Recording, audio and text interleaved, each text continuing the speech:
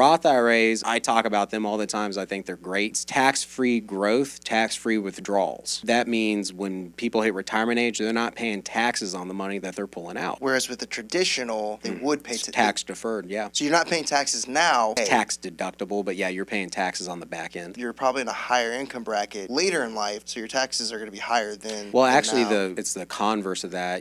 Sometimes they'll say, hey, when you retire and all that, you're not making income, you're going to be living off your retirement, so your tax bracket should be lower.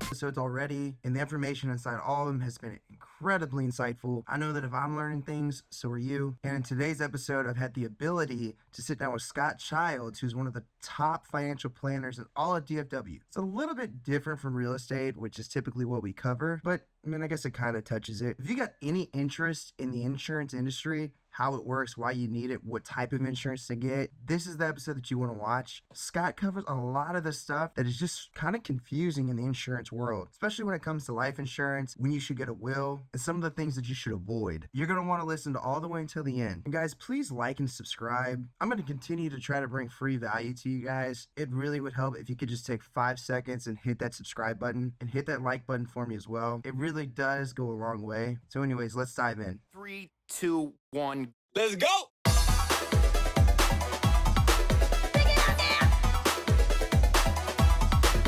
And then I moved to Dallas for finance. And because prior to 2020, there was no Zoom. And me and my buddy were building an office. I went to school at Sam Houston at Huntsville. So me and my buddy, I started part-time in finance while I was in grad school. Okay. And then we were like, man, we don't know what we're doing. Wow. We don't know. We were spinning our wheels for a year and a half, and at that point, I think I was like 26. I had to make a decision of like, how big do I want to commit to this? So I actually moved to Dallas because that's where one of the main offices were. Okay. And I knew nobody up here. So you're a Bearcat. Yeah. Bearcat. Eat 'em up cats. Eat man. 'em up. What's the we went to a deep sea fishing trip in Galveston, and we ate at this place, and it had all these. It was like. It must have been like a motorcycle hangout or something. The Spot? The Spot. Yeah. And the burgers are like Ralph. They're like Yeah, Larry and Bob. Yeah, it's a local spot. The Spot. Spot. A lot of people go to Fisherman's Wharf down in that area. It's like Willie G's and all that. Willie G's. Yeah. Okay. I've eaten there too. You're bringing back memories now. But like the Islander people, I don't think it's around anymore, but there's a place called Michael Burger.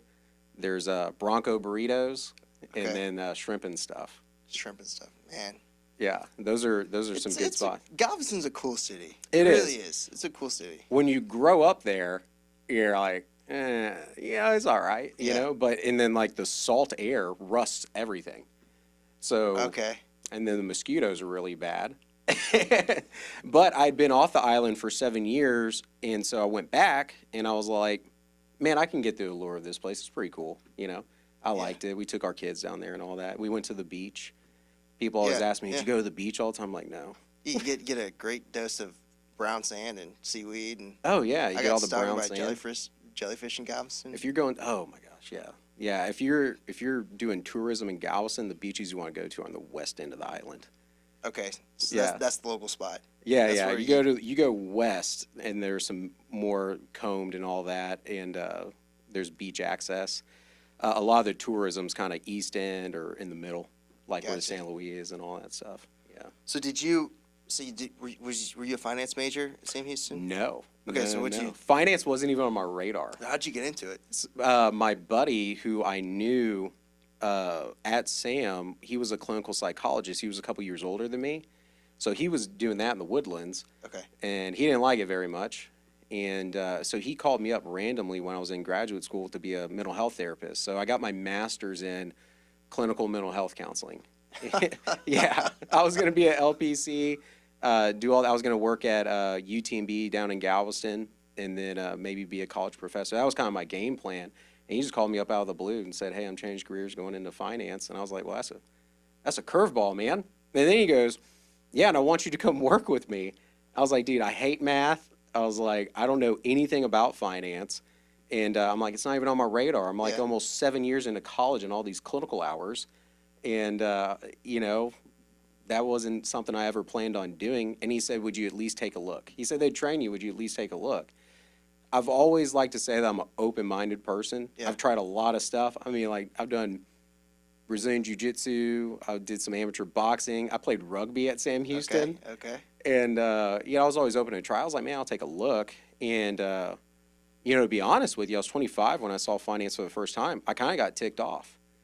Yeah, legitimately, because I said, how do I have all this, quote, education? I started in finance February 27th, 2013.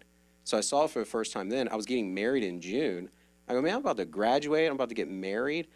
My paycheck doesn't come with an instruction manual. Mm-hmm. When I started in this industry, I thought Roth was a person. Like, the first introduction to finance, I was like, who's this Roth guy? Why are his investments so good? I thought they said mutual fund. And I didn't know they were talking about mutual funds. That's fun. Yeah, so what I realized is that it's not crazy complicated. It's just intimidating. Yeah. And it's kind of the unknown. And so a lot of times when people step into the unknown, they kind of run back to the familiar. So they don't want to learn it and step out and try new things. So I actually had no intention of being a broker in finance, like zero. I started part-time to get some licenses, learn this stuff for myself, and then maybe use it as a resume booster and keep it going. So what are all the different services that you guys offer? Because Yeah, no, it's a great question. I'm a client from a life insurance Yeah. standpoint. So life insurance, auto and home, we do legal services, wills, which I think is important for people.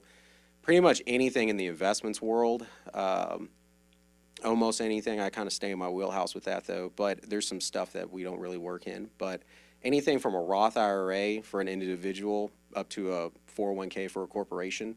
And then, you know, we can do business owner accounts and stuff like that. And then it's not my cup of tea, but, you know, we also work in the mortgage industry. I dabbled in that in 2020. And it was interesting. I didn't know a whole lot about it. I got The best time to get into it, right? Oh, yeah, man. You couldn't miss with the refi. Yeah, you couldn't miss in that market in 2020. So it was just, it was interesting because there's some things I didn't know. Like, I refinanced my aunt's house for her, pulled her credit. Man, she had all these other mortgage companies calling her, and she thought I didn't even know. Yeah. I was like, holy cow, man. So they're all trying to snake your business out from underneath you. Yeah. And I equate that to life insurance because they almost got one of my buddies. They're offering them rates that I'm like, man, that doesn't seem very realistic. Yeah. It's kind of like life insurance. You know, you'll see these rates on TV. And I was on vacation and I saw a commercial and I was like, you can get $500,000 worth of insurance coverage for like $10-15 a month, right?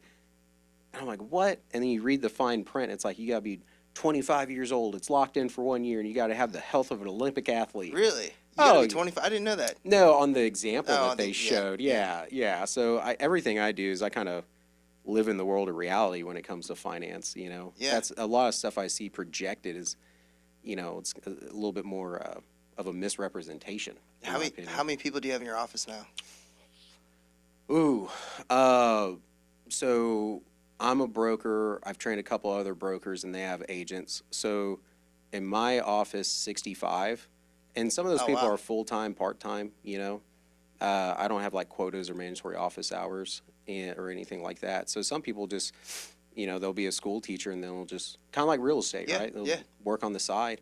And then one of my guys moved out to New Mexico, opened up an office out there, and then he has agents and stuff out there too. So, yeah, I don't know, probably over 100. Hey, good for you, man. That's awesome. Yeah, it's been a lot of fun. You know, if you had told me that in 2013, I would have laughed at you. Right. You know, Right. I was playing in sandboxes with 4-year-olds before working in finance. I was a play therapist at the Huntsville preschool. That is so interesting. Yeah. So your buddy okay, so you went for it, you liked it, and you've been doing it since. Well, what happened was, I always say I had 3 stages. The first one was what I said, and to be honest with you, I wasn't even going to go through with it. They had showed me everything. I was fired up about it, but like most people, I was left with my own thoughts. Yeah. And Yeah. so I started thinking, man, who am I going to talk to? Who's even going to listen to me? I'm in Huntsville, Texas. All my family's south of Houston. And it was actually my wife, Sarah. She's the only reason why we're talking today. Wow. Because she said, I told her, I was actually texting my buddy that I wasn't going to do it. but I appreciated him showing me stuff. And she said, she goes, Scott, all you're talking about is everything that could go wrong. She said, not once have you thought about if you're good. She said, what if you're good and what if you help a lot of people? And then she said, worst case scenario, you learn everything you need to know about finance for yourself, use it as a resume booster, move on. So stage 2 was pretty simple. I saw a lot of people getting ripped off. And there was just something about that just bothered me. And I can't really turn my back when I see injustice, because in this industry, there are financial products that are good for the agents and the companies versus products that are good for people like you and me. And so there was something about that even happened in my own family. Like there's different types of life insurance out there. Like term and whole and things like that. Okay. Yeah, and so in my opinion, when I'm talking finance, I don't believe that people make poor financial decisions on purpose for the most part. Maybe some do, but I think most people make the best financial decisions with the information they've been given. I don't believe people have been given all the information. And so this is my opinion, but it's kind of like you got all the wealth management companies chasing down the top 5%, government helping the bottom 15, and in my opinion, you have 80% of America left in a good luck, hope it works out for you, go figure it out for yourself type conversation. And so a lot of people that I meet with on a weekly basis, it's just they don't know. You know, the funny thing about the Roth comment, I'm not the exception. That's the norm. Most people don't know about different types of retirement accounts that are available to them. What was I taught growing up, man? I had a great childhood. I love my family. I was just taught go to school, get good grades, get a good job with a 401k and benefits. Yeah. And then I'm not saying that's bad advice. And then I was told, Scott, if you can find a job you love, you never work a day in your life. Yep. Those were kind of my marching orders, and that's what I went with. And so I saw a lot of that. And if we want to just like dig out, open book, my first month in the business, was February. March is spring break. By the way, I caught overwhelming resistance stepping into the finance world. I didn't have a lot of support, and I was like, hey, it's just part-time. Like, why are y'all freaking out? Yeah. I'm going to go be a therapist. But it was my mom. I went home for spring break. My mom got an insurance product in 1986, 2 years before I was born. No clue how it worked. And the way that this contract is structured, as she got older, she kept paying the same amount of money, $90 a month for $250,000 worth of coverage in 1986. Well, unbeknownst to her, the cost of insurance inside this contract keeps going up every year. And there's a combination of insurance and what they call cash value. Well, eventually your cost of insurance skyrockets, right? She's in her 50s. Well, they might be charging her $300-400 a month, but she's still paying $90. So guess where they take the difference from? Her cash value account. So by the time I got to it, they had drained out about $15,000. Oh, wow. And that's what made me plant my flag. Now you hear a lot of people say they plant their flag. I always ask a question. I'm like, well, what did you plant it in? Did you plant it in sand? Did you plant it in dirt? My flag in this industry is planted in cement. Yeah, just because of what I've seen. And it was something that she told me that just lights my chest on fire. Because the reason why I went into counseling is I lost my dad when I was 15. So I understood the value of life insurance. He owned a mechanic shop down in Galveston. He literally dropped dead right in the middle of a church league softball game when I was 15. Wow. Instantly gone. And so I didn't know anything about life insurance at 15, nor at 25. I thought it was like the plot line for all the 90s movies. It was like husband, wife kill each other for insurance money. I don't know. Lifetime Movie Network. Yeah, I don't know what this stuff's about, right? Yeah. But once I got in the industry, I found out my dad had an insurance policy, so my mom was a stay-at-home mom. And so he had an insurance contract that floated our family for a decade. Wow. And what was interesting about that was when I got in the industry, I looked at their contracts and I found out my dad had insurance. He had the wrong type. I found out my dad could have 5 times like what you have.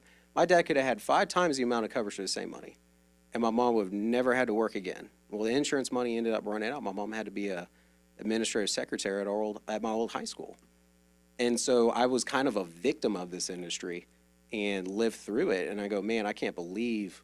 Now, I'm not trying to villainize this industry, man. There are a lot of great people in this industry, Right. For sure. But it was just something like that. And I've been in the industry 12 years. You know how many finance people I've talked to? There are a lot of them are great people. You don't know what the common trend is in all this? There's really two types of people who recommend the products like my mom and my dad had. It's one, they have no clue what they're doing. The vast majority of people I run into, I always say, Wesley, I say, people lie, numbers and contracts don't. I'm like, what is in your contract? Like, don't listen to what somebody tells you. What does your contract say? Because that's a legally binding document. Doesn't matter if something happens and they say, well, my agent said this. Well, that's not in your contract. You know, so I always say you got to make sure you're reading your contract and what's actually in it and what does it really say. That's in the life insurance industry, that's where all the truth is. The truth is in the contract, not in what an agent tells you. So I found out my mom got ripped off, and this is what she told me, and this is what lit a fire under me. She said she found out her policy was about to lapse, and she said she started bawling her eyes out because you got to think, single mom, I didn't come from money. You know, she wasn't making a ton of money. And she said this, I have an older brother. She said, this is all I had left to give to you boys, and they took it from me. Wow. Yeah. I mean, imagine if you're in that scenario, your mom tells you that, how do you feel? And, you know, when I talk to these guys, and what policies am I talking about? You know, financial products, they're a tool. You know, so, you know, I was taught you met me in 2013, 2014. I was a little bit more immature in the business world. And like, if you're marketing that stuff, oh, I'm a bad guy to sit across from. 2025, I learned not to hate the scalpel, but it's the surgeon. It's a tool. So you give a scalpel to a serial killer, probably gonna do some bad things with it. Give it to a surgeon, they're going to save lives. Right. So all these financial products are just tools, and a lot of them are highly misused.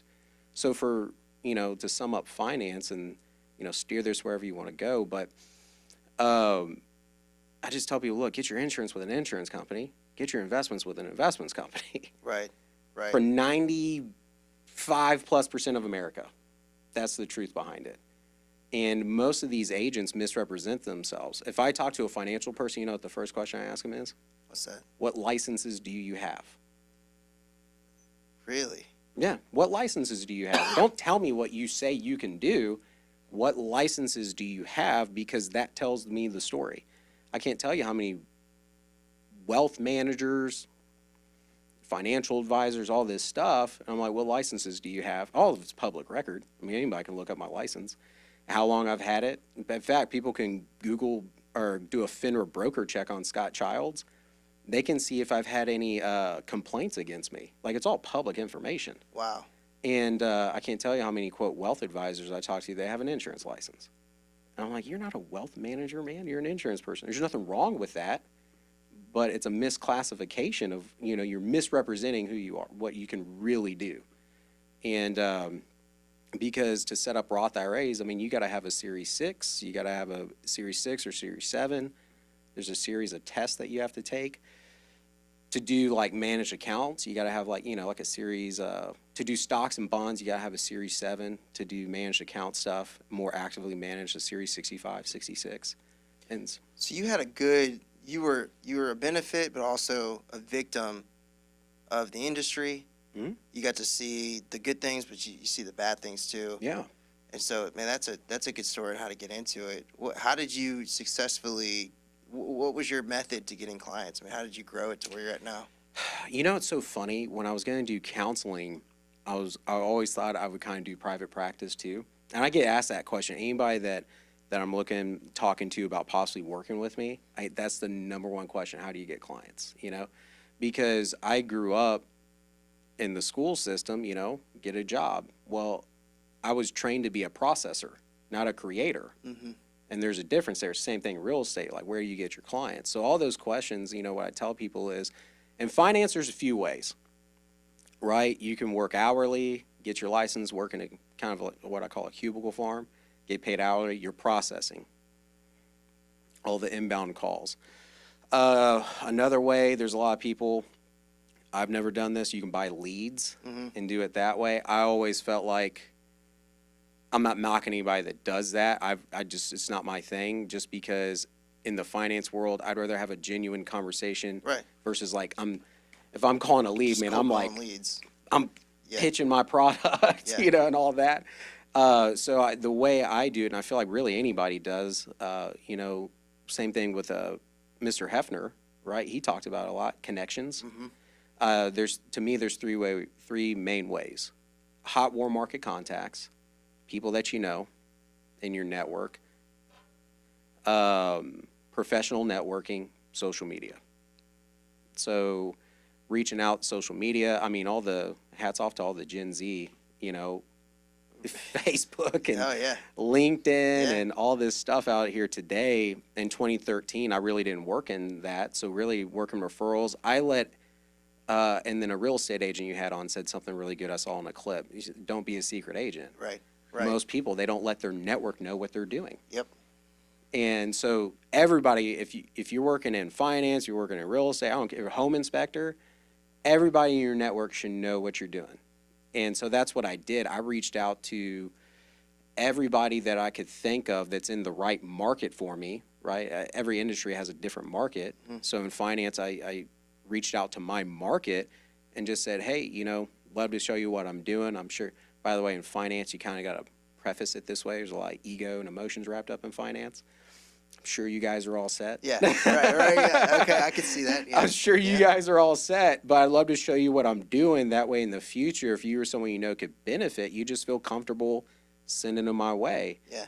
And what's interesting is from my hot and warm market contacts that I started with, I got more referrals from those people than all my other clients combined.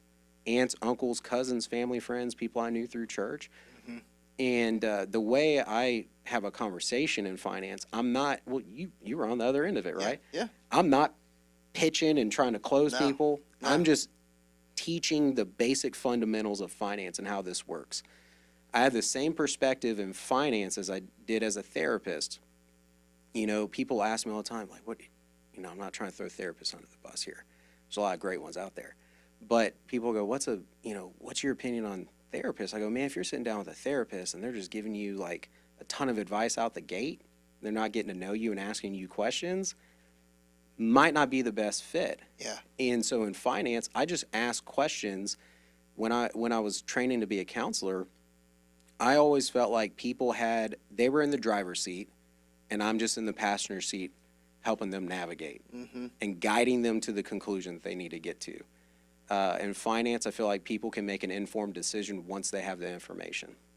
What, in your opinion, because one of the things when I was talking to you, you really showed me the importance and the value of life insurance, even though you offer multiple different services. But Yeah.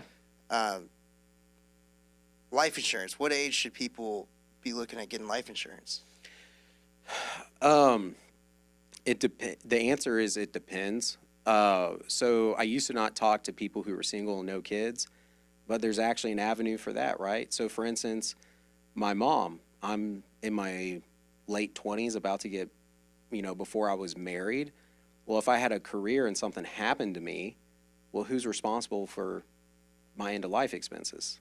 Your parents or your future wife? Or? Yeah, and so I wouldn't want my mom to struggle financially if something were to happen to me. In fact, if something had happened to me, I'd want to make sure my mom was taken care of.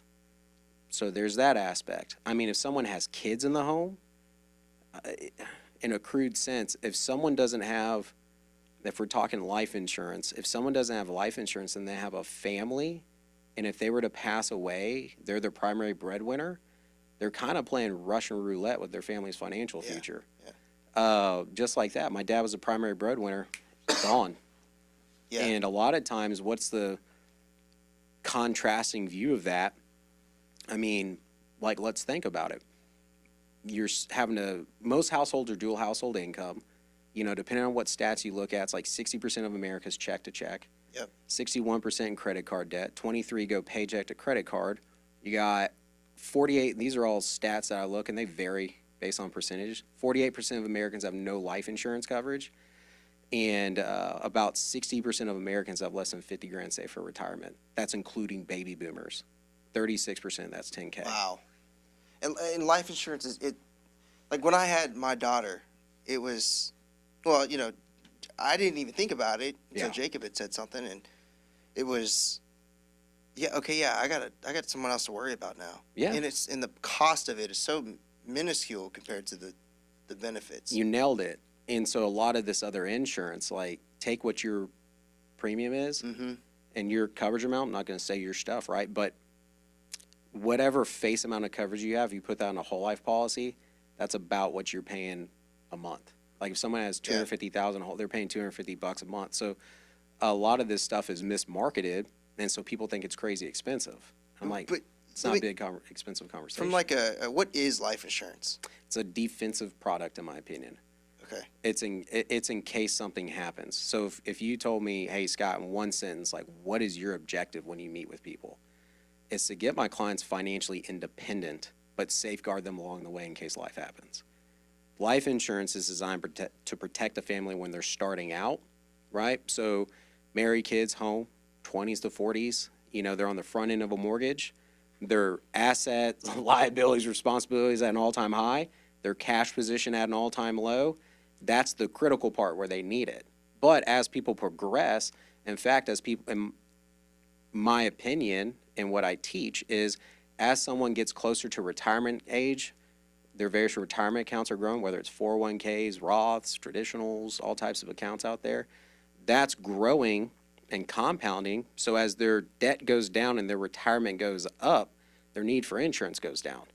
So my objective is to get people financially independent, not to have life insurance the rest of their life, But with that being said, I operate out of SWI.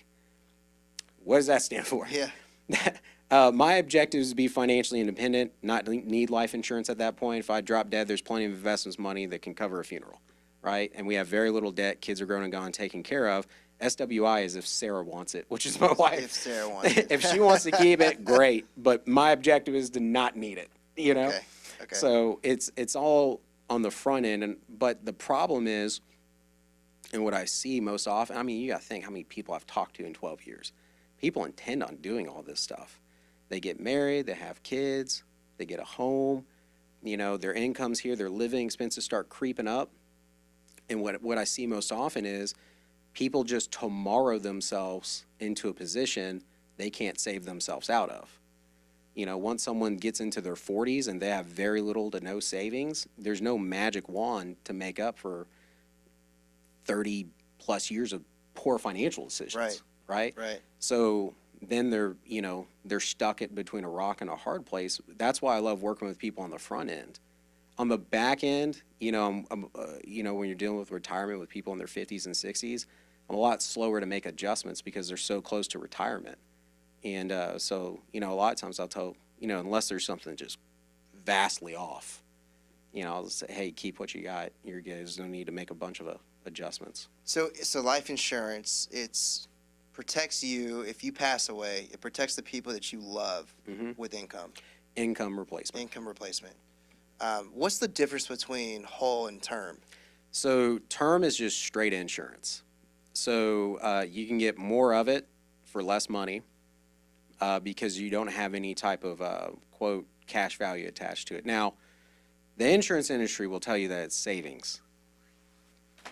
Well, the insurance commissioner is not looking over their shoulder. There's a reason why they call it cash value. It's not savings. It's not an investment. It is cash value because if you say savings, that's illegal. That is not what it is. Okay. Otherwise, why would they make up a silly term, cash value? Why wouldn't they just call it savings? Break this down, because for someone that doesn't understand what you're talking about.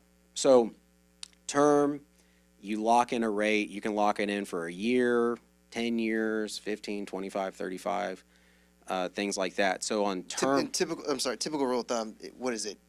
What do you recommend? 10 times your income? If you make 50,000, anywhere from 8 to 12 times income. And what I tell people, what people need and what works in the budget are two different things. Sure, okay, but 10 times. 10 times. Simple. So if you make 50 grand, you should have a policy of $500,000. Yeah.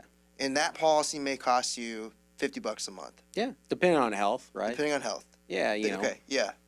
It's kind of like car insurance. If you've been in 3 wrecks in a year, you're probably not going to get the same rate as someone who's never been in a wreck. Sure. You got high blood pressure, cholesterol, diabetes, you cigarette smoker, our rate's going to be, if you're tobacco user, expect the rate to be double. Yeah. That encourages a lot of people to quit tobacco. Which is good. Yeah. Which is good. So Okay, so your term would be, okay, I got that $500,000 policy for 30 years. Yeah. Okay. And then, so what we do is, what I tell people, now, Dave Ramsey has a lot of great things, you know. I'm on the money with him on most of the things that he says. Not everything, because I don't know everything he's ever said. But he always recommends term insurance. Business guys that I talk to, you know, when he talks about debt and all that stuff, I'm like, y'all, he's talking to middle-income America. He's not, you know, obviously you can make millions of dollars off of debt if you're investing in real estate and things like that. Right. He's talking about credit cards and stuff like Consumer that. debt. Consumer debt, Yeah. getting debt-free. So to sum up term insurance and what I recommend, doesn't matter what age someone is, you know, just lock it in till around retirement age, because once you creep further on in life, insurance companies take calculated risks, not guaranteed losses, right? So the longer you lock it in 80s, 90s, your insurance is going to be way higher. Got it. And so that's term. You can get as much coverage as you want. You lock it in for 30 years or whatever. You pass away, you get a check. And, well, people will say, well, you know, what if I don't pass away? I get that a lot. Yeah. Well, what if I don't die? They're like, do I get anything back from it? I go, what I always say is, you tell me what type of insurance works differently. If I don't get in a car wreck in 30 years, You don't get it back. I don't go visit the Yeah. doctor for Yeah. insurance is in case something happens. Yeah. So it's gotten twisted. So to break down whole life, it's a combination of insurance and savings. Doesn't really do either one well, in my opinion. And what most people don't know, so what's the allure of it? It's what they call permanent insurance. So, you know, if you have $250,000 in coverage, you pay $250 a month. As long as you keep paying that premium, whenever you die, they'll cut a check for $250. And what's interesting, though, is on the cash value side. That's pretty simple. It's the cash value savings side that, you know, there's a lot of omission in the industry from that. What is that part? That's just where the money that you're paying each month goes into some sort of account. Yeah. So you make one monthly investment or one monthly payment. Mm-hmm. Part of it goes to cover your insurance, mortality costs. Part of it goes into this account, which is called cash value, and then it has what's called guaranteed growth. So you can, Kind of like it's invested. Or is it? but it's not. Yeah. So this They is really just a bank account? kind of, yeah. An escrow account? And they, you know, and they average, I mean, you can look it up. I think the average is like 2.5%. They don't get big returns on it. Oh, wow. So most people don't know that. And the other thing most people don't know is if you look in your contract, you'll see guaranteed values in there. And I always ask clients, what does guaranteed mean? Like, this is going to happen. So it's zeroed out. Usually I've seen it at least 2 years. So all the money you put in there for 2 years, that's going to agent commissions and fees and stuff like Wow. that. And then you can even calculate, it takes a loss for a very long time. And the interesting thing is I say, man, that account doesn't even matter, because when it comes to those insurance policies, most people don't know this part. When they pass away, let's say you have $250,000 in insurance coverage and you got $100,000 in cash value and you die. Well, you would assume your family gets $350,000, right? You get Right. Cash value. No, that's not how it works. They keep the cash value. You get the higher of the two. You get one or the other. You don't get both. It's a ripoff. And that's what you're. Okay, so You that's said what it, I didn't. That's what. Okay, so that's what you were talking about. That happened with your mom. Yeah, my mom had a different type, so that's like Or an whole aunt, life. Or yeah. Yeah, so there's different types of insurance. They're not crazy complicated. There's group insurance, term insurance, whole life, universal life. So I just broke down whole life. Universal life is kind of a variant of it. That's what my mom had. Okay. Whole life, your rate's always locked in. So you paid $250, it's not going to sneak up on you. Yeah. Wow. Universal life, think of it like a quote savings account attached to what's called an annual renewable term. So your rate's never locked in; it increases little by little every year. Now you know what the funny thing is about the insurance guys I'll talk to. What? Oh, you just got to structure it the right way. And I'm like, man, I'd love to see one of these things that are quote structured the right way. That's what they'll always say. So I guess honestly, is there more commission behind the whole life? Oh man, you nailed it. Interesting. See, because I recommend for vast majority of America, get you a term policy, invest in a Roth IRA. Mathematically, see, I can't come on here and talk about future performance, but based off the past of the stock market, the stock market average is around 9% over a 30-year period. So what I'll do is I'll take someone's whole life policy, apples to apples, give them a term policy, lock it in for 30 years. It's going to be less money, right? I'll take the remainder, invest it in a Roth IRA and mutual funds. And historically, That's going to perform better. Wow. astronomically. Yeah. And so, you know, if those policies were good, I would market them. But, you know, and so I've gotten three things from people. There's two types of people who recommend these products. They're not bad people. You know, I talked to a guy who sold one to himself. He didn't even know how it worked. I had to break it down in my office and teach him the contract and how this worked. That's the vast majority of the industry, because if I'm just speaking bluntly, any goofball off the street with a clean record can get an insurance license in a week. It's the same way in real estate. Yeah. Same way. It's experience. Yeah. And so really it's the ones training them, they know. The ones that have been around a long time, they know. And people will always ask me, they're like, well, how do people do this stuff, man? Like, why would they do this to me? You know, I go, one, you know, it's either ignorance or they do know what they're doing, you know? So what would you say to anybody who has somebody trying to sell them whole life insurance? Ask them which one pays them more money. Okay. They ain't going to answer that question. Okay. Right? Because in this industry, nobody's going to say term insurance and Roth IRAs are bad, that has half a brain. They're just going to say this over here is better. Yeah. And what's surprising is it's this one over here that pays them more money. Yeah. That's what I realized. You know, I met a teacher last month. She was 22 years old. Give you an example of what I see. She's just 22 years old. They put her, a financial advisor put her in a fixed annuity at 22, school teacher. The interest rate was a guaranteed like 3-point-something%. And then they sold her a universal life insurance policy. And and she's in her 40s now. And by the way, you do that with the company I'm partnered with, you get fired. Yeah. Like, you're out of there. I can't Yeah. even have a conversation about annuity stuff unless you're extremely high net worth, you're over 40, and if you're under that, you got to have like a liquid net worth of at least $350,000. I'm like, you locked a school teacher up in something like that? Wow. But Like- but it pays well.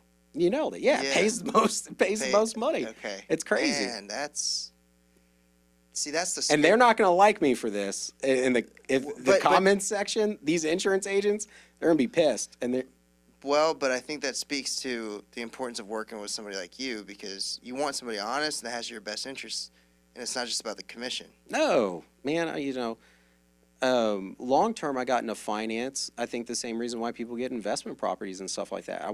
In the investments world, you know, there's residuals there. And so when you help, this isn't Wolf of Wall Street. I mean, you're not getting rich helping one person. But when you help people set up Roth IRAs and things like that, you get paid a small percentage off all the money that goes in the accounts. That's kind of finance across the board. Mhm. Same thing in car insurance, health insurance, right? The mortgage loan officer fees, compensations, built-in fees. There's a fee for service built into every financial product. Right. And so what I saw was, you know, helping this one client, I'm not winning off of that. They're going to win. Right. But if I help enough of them, but the industry, most of these wealth management companies, I mean, their account minimums are $250,000, $500,000, $1 million bucks. Where I came from, you add all my family's money up, man. I don't think we had $1 million where I came from. So Yeah. what I've noticed is people don't have access on the retirement side. Plenty of people getting calls about insurance, but very few on the investment side. And so when it comes to that, you know, I like what Mr. Hefner was talking about. It's like, man, at this point in my life, I'd rather get a quality service and pay the money versus cutting corners and all that stuff. And so in finance, what I'll say is, you know, skilled management isn't cheap and cheap management isn't skilled, you know. So I actually just looked up a study before I came in here. Why? Because a lot of people will do it on their own. And if you're super savvy on the retirement side, go for it, you know. You want me to sum up finance real quick? Because it's really simple. Do it. Yeah. Make sure if you have a family, get a will in place, Okay. and especially in Texas. Okay. So, well, what age people have a will? I mean, if they're married, they better have So I one. should have a will. Yeah, Okay, because I don't. because in Texas, And I own a lot of property. yeah, it's going to Okay. go through probate and cost a ton of money. Okay. So in Texas, especially from the children aspect, if there's no will and both parents pass away, well, that's a legal proceeding. Okay. So the judge is going to rule on who these kids are So going to. similar to life insurance, almost when you have a child, that should be a trigger for a will. Yeah, because Okay. my sister-in-law is actually works in probate in Galveston County, and so I learned a lot through that. So just having a basic will set up, get it through a law firm because wills can be contested in court. Get it professionally done. Don't cut corners on it. So I was going to ask, how do you get a will? How do you even do that? I did mine. We offer a service. You guys do? Yeah. Okay. So I offered. There's a service through that. You can do some stuff. If y'all need a will, hit up Scott. He offers it. Yeah, I'm or gonna, just- I'm going to hit you up after this. Or a law firm that offers reasonable price, not anything crazy, Yeah. but just have it set up. In fact, my wife and I just went through our will again because we amended it because it had been 6 years, and so we updated some things and things like that. Because otherwise, it gets when people pass away, things get interesting with family and friends and who wants what, and you see it in the movies all the time. So having life insurance, we talked about that a lot. Making sure they have that, making sure they have a will. You need to have, if we're talking 95% middle income America, Yeah. 250 and under, Yeah. right? Have an emergency savings account because it's almost impossible to get out of credit card debt without it. At least $1,000, if not 6 months living expenses. After that, you can have a short-term account. Usually that's a 3+ year game plan. It's like, hey, I don't need this for emergencies. I don't need it for retirement, but maybe I want to get a new car later down the road, down payment on a house, whatever. Kind of a regular brokerage account, a little more conservatively invested. And then have your wealth building accounts. And all your wealth building accounts are, your 401ks, Roths, and all those things. On the business owner side, W-2 is a little bit more limited. If someone's 1099, they own a business, there's a lot more investment accounts made available for those people. And so you guys are really a one-stop shop for all of that. You guys do life insurance, financial services, home Yep. insurance, auto, wills. Yep. Okay. Now, the one thing I don't do, because I didn't want to, I don't trade. I work predominantly in mutual funds. I don't trade stocks and bonds. I'm Sure, from Houston. okay. People are like, you don't do stock trade? I'm like, no, man. One, I don't want to be looking at the stock market all day. That's not my job. That's this company's job. Yeah. I'm suitability. My job is to connect with a person, figure out what their investment objective is, connect them with the right fund manager. Because, I used to go to Astros baseball games as a kid. Yeah. And Yeah. Astro World or Yeah, well, Astro World was awesome. That was Six Yeah. Flags. They shut that down too. But I used to go to Enron Park, and then all of a sudden Enron. it turned to Minute Maid. Right? I always tell people, man, I want to invest somebody's money in Enron. Yeah, yeah. So that's why mutual funds. You can't guarantee that someone's not going to lose all their money, Yeah. but it's a pretty risk adverse. So what should I do with investments? If you're middle income, match your 401k, take overage, throw it in a Roth IRA and a growth mutual fund. They're not going to tell you that on the news. Yeah. We only have a few minutes left, so I want to segue to something that I know a lot Fire of away. people want to, because you've given some really good insight on that side of things. I want to dive into auto and home. Yeah. Why is it so crazy right now? Oh man, that's not really my wheelhouse. I'll be honest. And at least in Texas, it just seems to be out of control. The only thing I really know about auto and home, because I contract that out with the company and they shop all that stuff out. So that's not my bread and butter. That's not my wheelhouse. But So you contract that out to another brokerage, and then they'll. yeah, and then they'll shop. I use it. Yeah. It takes me 30 minutes. And what I've found is in your zip code on a given year, different auto insurance companies are offering better rates. I Yeah. shop mine out every year. They shop out for me, top 20, 25 AA plus companies in the zip code. I went from Travelers, Liberty Mutual, Progressive. I started with Progressive, Travelers, Liberty Mutual, back to Progressive. But you can offer that for people. Yeah. Just every year. Just I find do it myself. I save $50 a month. Yeah.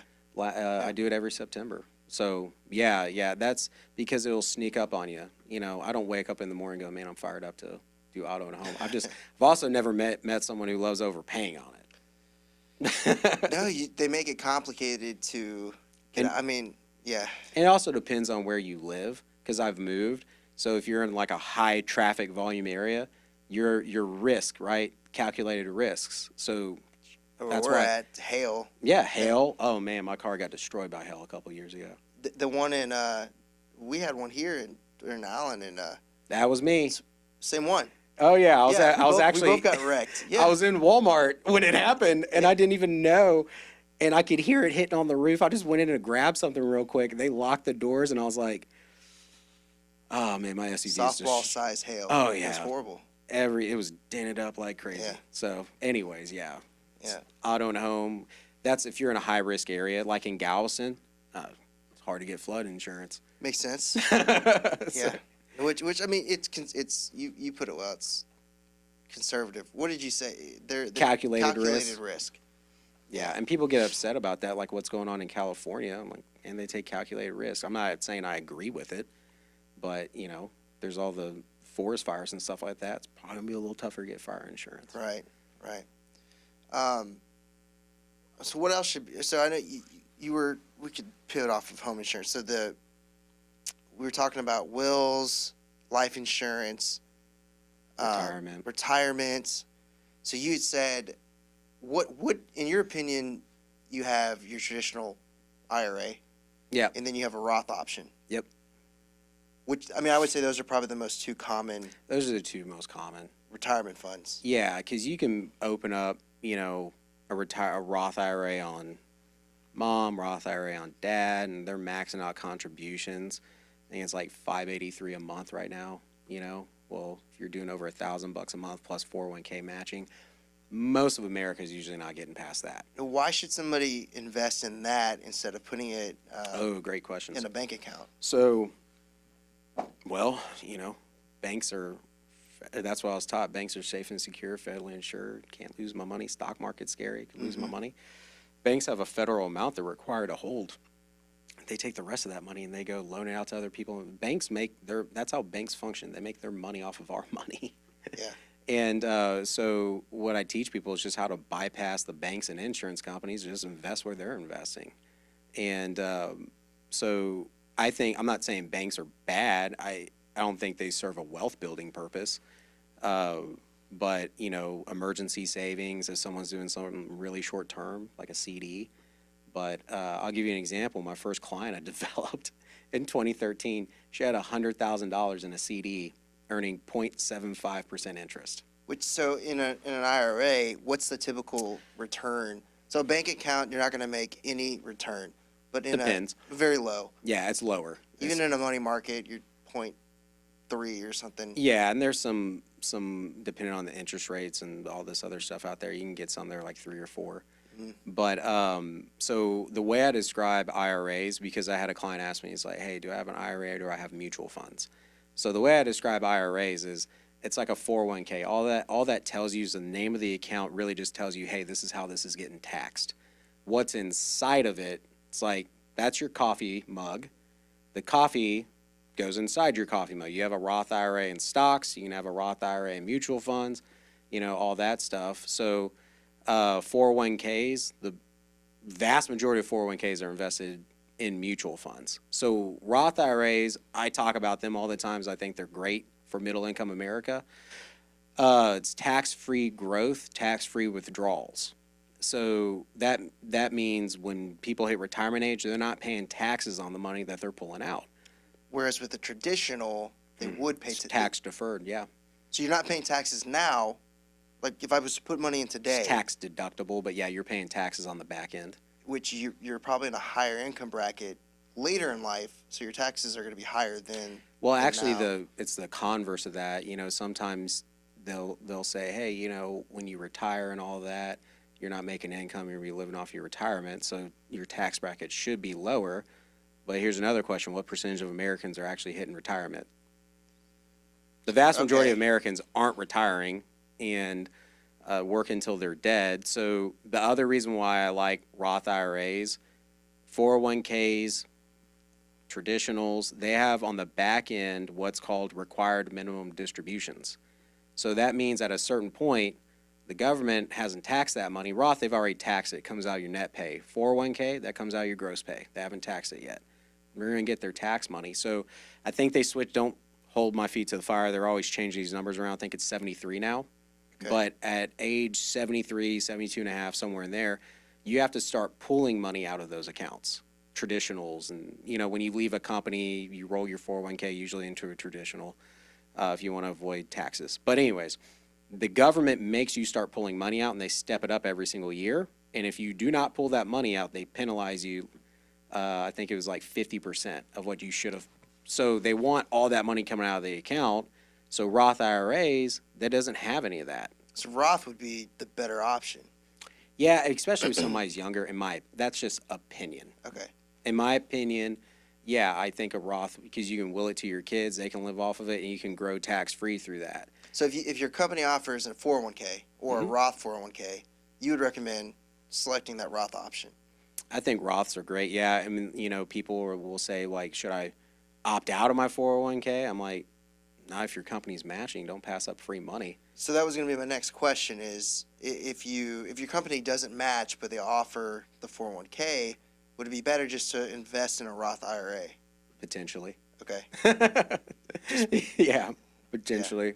I don't want to work in concrete, you know, in the investments world, trying to do a little bit broader What would strokes. be really the difference between, well, it's what 401ks are, I always say 401ks are great if a company's matching. I always say this is, you know, these aren't like, well, I have wealthy business clients. These aren't the strategies we talk about. I'm just having a conversation about strategies for most of America, right? So middle income America, do the match, don't do a percentage over, take all the overage that you would put in that, throw it into a Roth. So you're getting the match on the 401k, because when you're retiring, they're paying the tax bill, not you. You do over the match, now you're paying the tax bill. So take up to the match in the 401k and then put the rest in a Roth. That's okay. What's the wealth strategy? Yeah. Give us a little taste of that. You know, so there's different accounts out there for business owners. You have, and it all depends on their revenue and how much money they're stuffing away. You know, business owners can have solo 401ks. They can have SEP IRAs, simple IRAs. So there's, you know, to where you can stuff away 50 grand, 25 grand a year, more than that, you know. And then there's tax advantage strategies as far as that goes. Municipal bond funds are another one, because that's tax free, but they don't grow crazy. So, and then a lot of wealthy people, man, you know, they're doing what's in your podcast. You know, you got so many different investment options, and then you got real estate. And then we go into a whole other thing I know nothing about. So that's kind of the investment options. But a lot of people who are really wealthy, man, I mean, you always hear God's not making more land. So making sure they're listening to your podcast and making smart real estate decisions. That's another option, you know, rental properties, things like that. I think you need it all. Yeah. You got to have, I mean, I'm talking about part of the equation. Yep. That's just one part of it. Having a diversified portfolio. Well, how can people find you?